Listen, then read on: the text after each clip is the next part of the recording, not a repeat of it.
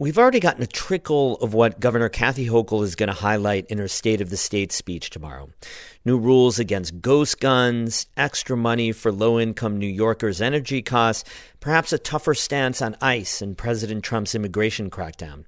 You can listen for yourself live at 1 p.m. on NCPR, radio, live stream, app, any of them. But the headliner has to be more money for childcare. We sort through what's in Hochul's plans and how they could affect North Country families and childcare providers on today's Story of the Day. Support for Story of the Day comes from the Wild Center in Tupper Lake, dedicated to strengthening visitors' connections to the natural world. More at wildcenter.org.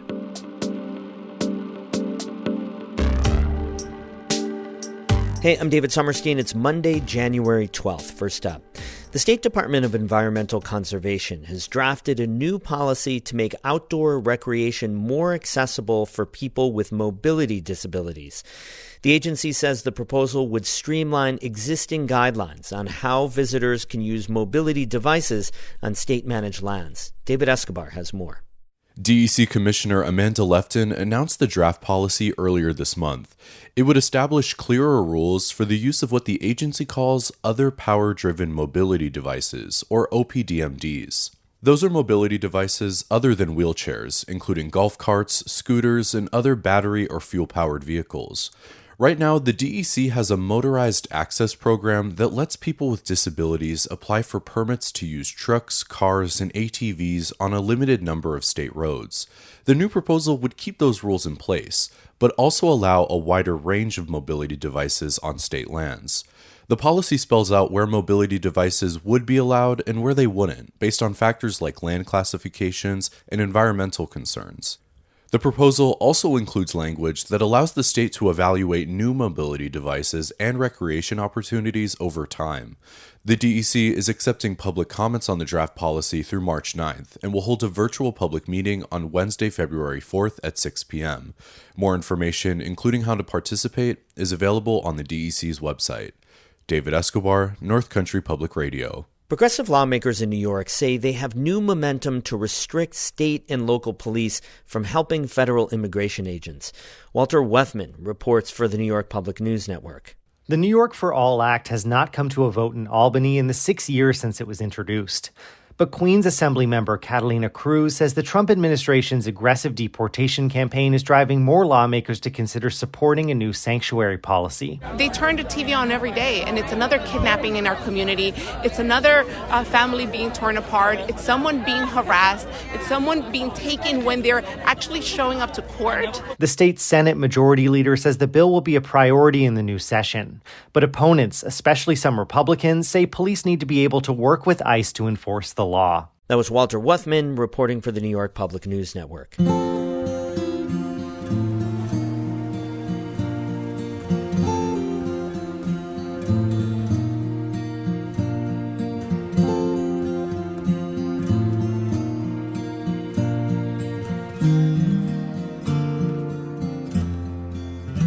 Last week, Governor Hochul and New York City Mayor Zohran Mamdani unveiled plans to expand childcare access across the state.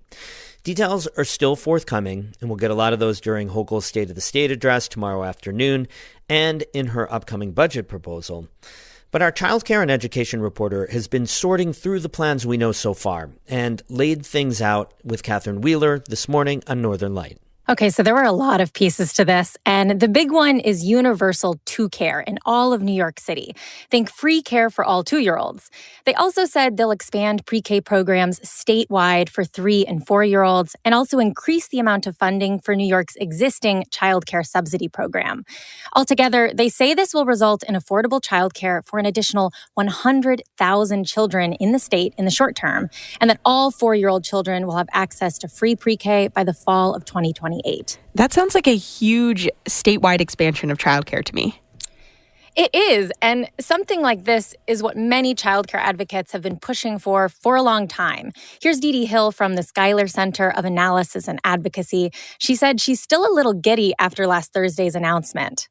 There are not many moments when we achieve really, really significant wins for kids and families, and to have the governor and the mayor of New York City championing statewide universal childcare is it means everything. So with all of those different initiatives, what would actually happen outside of New York City, like in rural places here in the North Country? Yeah, so the most immediate impact we would actually see here is the increased money for the state's child care assistance program. And that pays the lion's share of childcare costs for low and even middle income families. And the vast majority of North Country families are eligible for those subsidies. Hochul said another $1.2 billion will go towards funding that program. And that's over a 50% expansion. You have reported on how counties in the North Country and across the state have run out of child care assistance funding because the demand is so high. Would this address that problem? It would certainly go quite a ways. So the context here is that in this fiscal year alone, which only started on October 1st, over 30 counties have had to stop accepting applications for childcare subsidies and reject families coming up for renewal because they have run out of funding. Shoshana Hershkowitz with the Empire State Campaign for Childcare says that's really messed with the stability of families and childcare providers. So to hear the governor yesterday say that she would allocate an additional $1.2 billion in child care assistance is tremendous and an incredibly important step forward to alleviating some of the upheaval and instability that families and providers are struggling with. Now, what that would look like in the North Country is more families paying little to nothing for daycare and childcare centers and providers having this reliable stream of funding, which is a big deal. Many centers I have spoken with rely on anywhere from 30 to 90% of their income from the state child care assistance program. Of course, it will really matter how that additional money, how that $1.2 billion is distributed across the state. So we'll need more details to understand the full impact. The other thing we'll see here, though less immediate, would be the expanded pre-K programs for 3- and 4-year-olds and eventually 2-year-olds. Okay.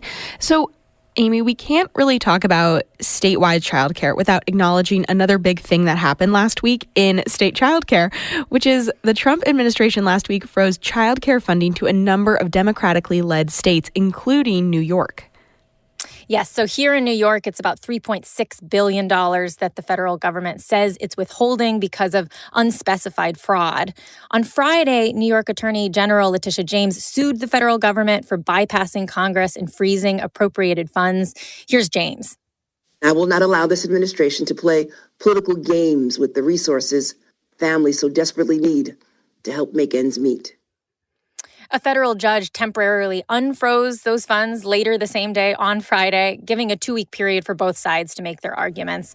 I should note that the Trump administration has moved to freeze or withhold a lot of funding over the last year, including a much larger amount for education, and most of those funds were eventually released. Okay, so as you noted before, Hochul and Mamdani's plan is just a proposal. How does it become a reality, and when will we have more details? Yes, so the actual details are still somewhat sparse. We can expect a lot more in Governor Hochul's State of the State address, which she's giving tomorrow afternoon at 1. We'll be airing that here on NCPR. And then, of course, the state legislature will have to actually pass all this stuff in the spring, and they may very well have opinions or tweaks that could change the current vision. That's our child care and education reporter, Amy Feiereisel, talking this morning with Northern Light co-host Catherine Wheeler. You can listen to Governor Hochul's State of the State address tomorrow starting at 1 p.m. live on NCPR. That's on the radio, the app, or the live stream. Music today by Christopher Watts of Canton and Evan Veenstra of Gananoque, Ontario. I'm David Summerstein, North Country Public Radio.